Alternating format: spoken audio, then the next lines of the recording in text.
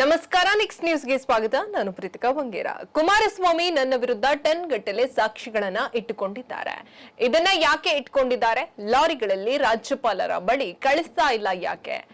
Mister Kumaraswamy, ಈ DK Shivakumar ನಿನ್ನ ಹಾಗೂ ಬಿಜೆಪಿಯ ಗೊಟ್ಟು ಬೆದರಿಕೆಗಳಿಗೆ ಹೆದರುವ ಮಗ ಅಲ್ಲ.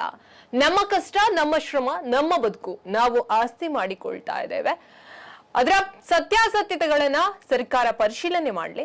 ನಾನು ನಿನ್ನ ಚರಿತ್ರೆಯನ್ನ ಇನ್ನು ಬಿಚ್ಚಿಟ್ಟಿಲ್ಲ.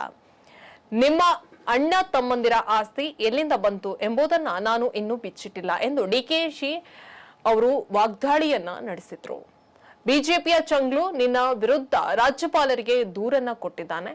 ಆತನ ವಿರುದ್ಧ ವಿಧಾನಸೌಧದಲ್ಲಿ ಅತ್ಯಾಚಾರ ಮಾಡಿರುವ ಪ್ರಕರಣಗಳಿವೆ.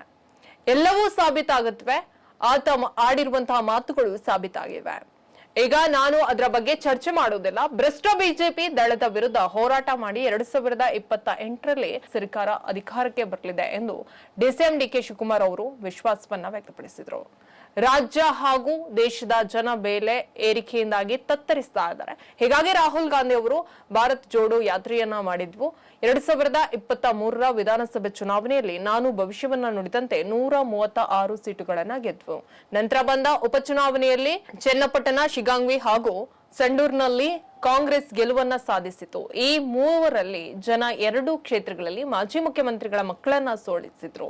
ಇದಕ್ಕೆ ಕಾರಣವೇನು ಎಂದು ಬಿಜೆಪಿ ನಾಯಕರಿಗೆ ಹೇಳಬೇಕು ಎಂದು ಅವರು ಪ್ರಶ್ನೆಯನ್ನ ಕೂಡ ಮಾಡಿದ್ದಾರೆ. ಹೆಚ್ಚಿನ ಅಪ್ಡೇಟ್ಗಾಗಿ ನೋಡ್ತಾರೆ ನೆಕ್ಸ್ಟ್ ನ್ಯೂಸ್ ಕನ್ನಡ. ವಂದನೆಗಳು.